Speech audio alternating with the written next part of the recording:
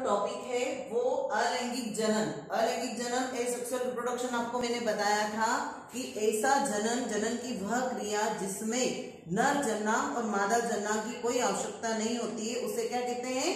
अलैंगिक जनन। इंग्लिश में क्या कहते हैं? ए सेक्सुअल रिप्रोडक्शन, जिसमें नर जन्नांग मादा जन्नांग की आवश्यकता नहीं होती है।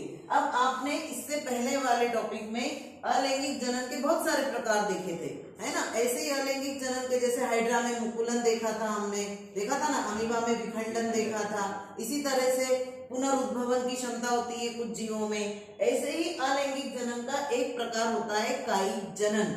ये एग्जाम के लिए इंपॉर्टेंट है, कायिक जनन का एक क्वेश्चन आता है। तो कायिक जनन का अर्थ क्या होता है तो मैं आपको बताऊंगी। सबसे पहले ये इधर देखिए, आप यहाँ समझिए।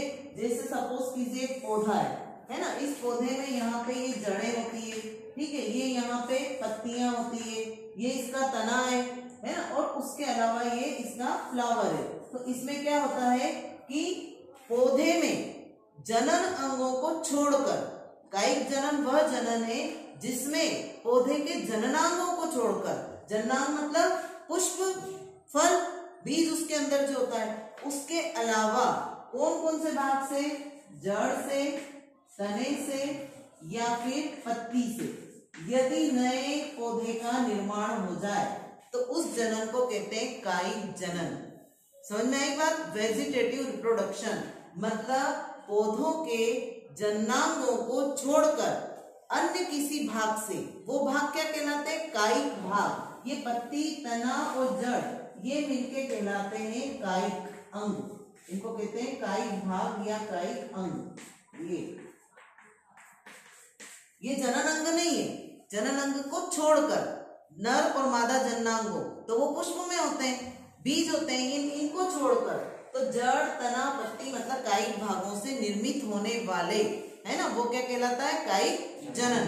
अब कायिक जनन जो होता है वो दो प्रकार का होता है। एक होता है नेचुरल, एक होता है आर्टिफिशियल, मतलब एक होता है प्राकृतिक जो अपने आप प्रकृति में होता रहता है। एक होता है कृत्रिम। कृत्रिम मतलब हम करवाते हैं। आपने देखा होगा कि हम क्या करते हैं आजकल, संकर नाम सुना है ना, हाइब्रिडाइजेशन सुना है। तो हम क्या करते हैं, जैसे हमको पौधे हैं, गुलाब है, तो हमको एक बेस्ट क्वालिटी का गुलाब चाहिए। हम कहीं देखते हैं कि अरे ये गुलाब हमारा अच्छा नहीं, हमको अच्छा वाला चाहिए, ये फ्लावर अच्छा नहीं, हमको अच्छी किस्म वाला चाहिए। तो हम क्या करते हैं, कलम लाके कलम को बांधते हैं, दो कलम को जोड़ते हैं ना, तो वो वाला कैसा हम खुद कर रहे हैं, इसलिए वो कहलाएगा कृत्रिम। और एक होता है नेचुरल, प्राकृतिक रूप से। तो जो प्राकृतिक कायिक जनन है उसको आज हम देखेंगे, कृत्रिम नेक्स्ट क्लास में देखेंगे। तो प्राकृतिक में सबसे पहले है जड़ों द्वारा। किसके द्वारा? जड़ों के द्वारा भी होता है। आपने देखा होगा शकरकंद, डहेलिया, परवल। शकरकंद में क्या होता है? शकरकंद में ये शकरकंद है, जैसे इस तरह से शकरकंद होता है ना, मोटा पतला। फिर इसमें क्या होता है, यहीं से जो है क्या होता है, अपस्थानिक कलिकाएं निकलती है, जड़ें निकल जाती है, और यहाँ से फिर नया एक तना निकलता है ना, और फिर उसके बाद में पूरा जो एक नए पौधे का निर्माण हो जाता है। तो ये क्या होता है, शकरकंद में, डहेलिया में, परवल में, सब में इसी तरह से होता है कि जड़ों द्वारा, जड़ है कौन सा भाग है? कायिक भाग, उसके द्वारा अलैंगिक जनन हो रहा है। तनों द्वारा, तनों में अलग अलग तरह से होता है। तनों में भूमिगत तनों के द्वारा भी होता है, अर्धवायवी तनों के द्वारा भी होता है, वायवी तनों के द्वारा भी होता है, और ये फिर चौथा पत्तियों द्वारा होता है। ये तो पत्तियों द्वारा अलग है, और पत्र कलिकाओं। अब इसमें देखिए आप, भूमिगत तनों द्वारा, अर्धवायवी तनों द्वारा और वायवी तनों द्वारा। अब इसमें क्या है कि आप ये देखिए कि भूमिगत तने आपने देखा है, आलू, अदरक, अरबी, है ना, जिमीकंद, ये सब कहाँ होते हैं? प्याज, सब भूमि के अंदर होते हैं। और भूमि के अंदर होने के बाद में इनमें क्या होता है कि जब इनमें प्रतिकूल परिस्थितियां होती है तब तो ये सूख जाते हैं, लेकिन जैसे ही अनुकूल परिस्थितियां होती है और ये अंकुरित होना चालू हो जाते हैं, तो इनमें जनन की आवश्यकता हुई क्या?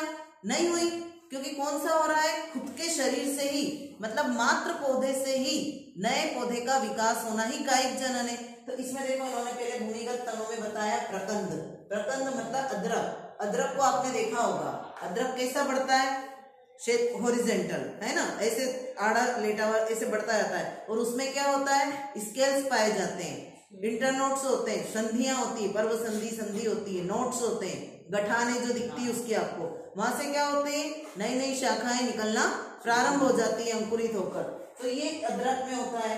घनकंद अरवी, अरवी कैसी बढ़ती है, ऐसी खड़ी है ना, वर्टिकल होती है। उस अरवी में भी क्या होता है, स्केल्स पाए जाते हैं, शल्क पाए जाते हैं, नोट्स होते हैं, इंटरनोट्स होते हैं। तो उन पर्व संधियों से क्या होती है, नई नई गठाने निकलती है और नई नई शाखाएं बनती जाती है।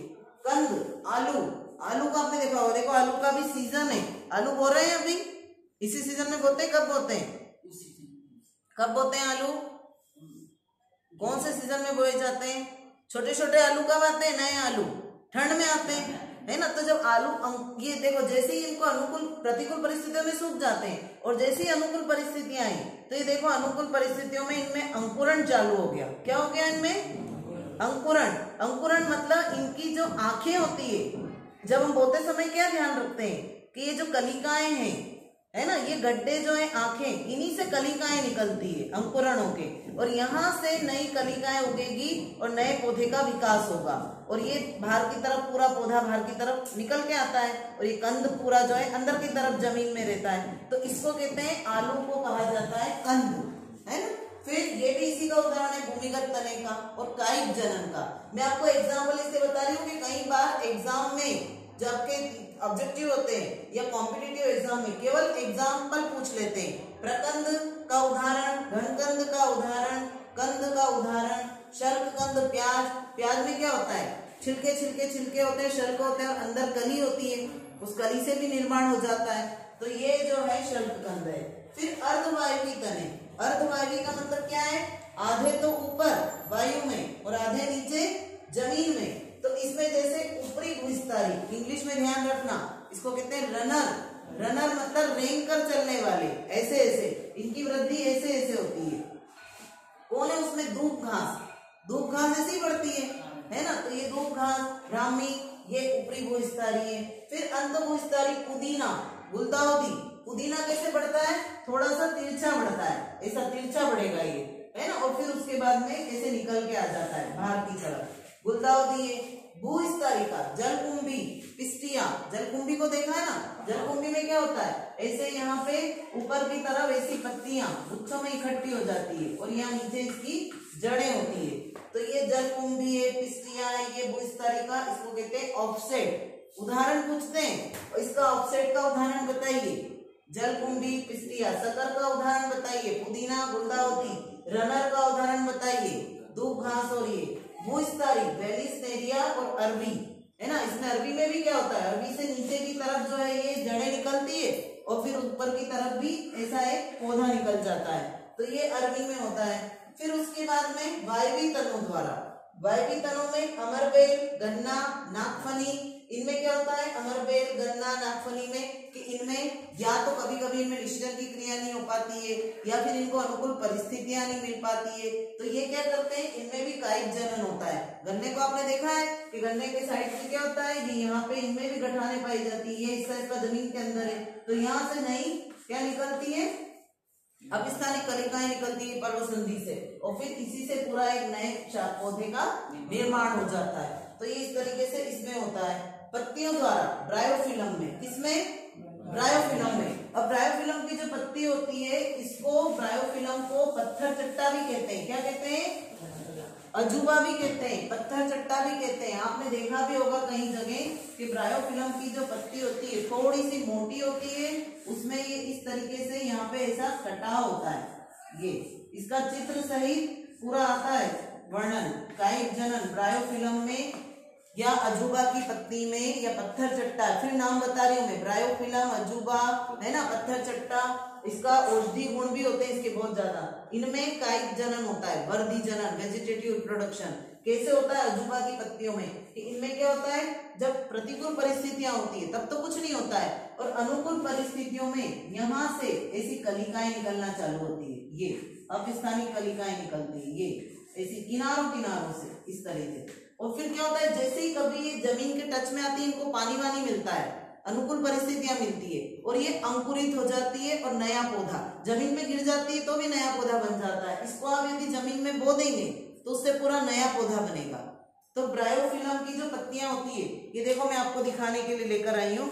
ये देखिए, ये ब्रायोफिलम की पत्ती मोटी होती है और इसके कटाव दिख रहे हैं आपको, इन कटाव से नए पौधे का निर्माण होता है, क्योंकि यहीं पे कलिकाएं निकलती है। इसको आप पूरा इसको जमीन में बो दोगे तो इससे नया पौधे का निर्माण हो जाएगा। ये पूरा पौधा देखिए आप, इसका ये पौधा, इसको लगा देंगे हम। जैसे इसको नए पौधे को इसको लगाया तो इसमें क्या होगा, इससे पूरी यहाँ से कलिकाएं निकलना प्रारंभ हो जाएगी। तो ये ब्रायोफिलम, पत्थर चट्टा भी कहते हैं जिसको। और क्या नाम बताया एक और मैंने, अजूबा, है ना। तो क्वेश्चन आता है इंपॉर्टेंट 12th क्लास के लिए कि अजूबा में या इसमें जो है ब्रायोफिलम में कायिक जनन बताइए। फिर उसके बाद में पत्र प्रकलिकाओं के द्वारा, किसके द्वारा, पत्र प्रकलिकाओं बाय बुलबिल्स। वो इसमें होता है अनन्नास, पाइनएप्पल खाते हो ना, तो इनमें क्या होता है, बड्स जो होती है इसकी कलिकाएं, वो सब कलिकाएं मिलके ऐसी गुदेदार हो जाती है और कलिकाएं मिलके इकट्ठी हो जाती है। और फिर इकट्ठी होके जब जमीन पे गिरती हैं तो जमीन पे गिरने में उनमें क्या होता है, उनसे उनका अंकुरण हो जाता है ना। उनसे जो है नए पौधे का निर्माण होता है। तो ये पत्र प्रकलिकाओं के द्वारा किसमें होता है, लिली में और अनन्नास में। तो ये आपको मैं एग्जाम्पल इसलिए बता रही हूँ कि एग्जाम्पल बहुत पूछे जाते हैं, कॉम्पिटिटिव एग्जाम में भी पूछे जाते हैं। तो आपको ध्यान रखना है कि कायिक जनन वह जनन होता है जो पौधे के जनन अंगों को छोड़कर किसी भी भाग से, जैसे जड़, तना, पत्ती से नए भाग के निर्माण को कायिक जनन कहा जाता है। और कायिक जनन दो प्रकार का होता है, प्राकृतिक और कृत्रिम। प्राकृतिक जनन इतने भागों में बटा हुआ है, जड़ों द्वारा, तनों द्वारा, पत्तियों द्वारा, पत्र प्रकलिकाओं के द्वारा। और तनों द्वारा, भूमिगत तनों द्वारा, अर्धवायवी तनों द्वारा और वायवी तनों द्वारा। अब ये दूसरा ये है, तीसरा आपको ये यहाँ पे पत्तियों द्वारा, जैसे पहला जड़, फिर तनों द्वारा, फिर पत्तियों द्वारा और फिर ये पत्र प्रकलिकाओं द्वारा। इस तरह से इसको याद करेंगे। तनों में तीनों बताए हैं, सबके उदाहरण कर लेना, इसमें भी इनके उदाहरण कर लेना, जिसमें से सबसे इंपॉर्टेंट ये है। ये पूरा डिटेल में पूछा जाता है कि ब्रायोफिलम की पत्ती में किस प्रकार से कायिक प्रवर्धन होता है, कायिक जनन।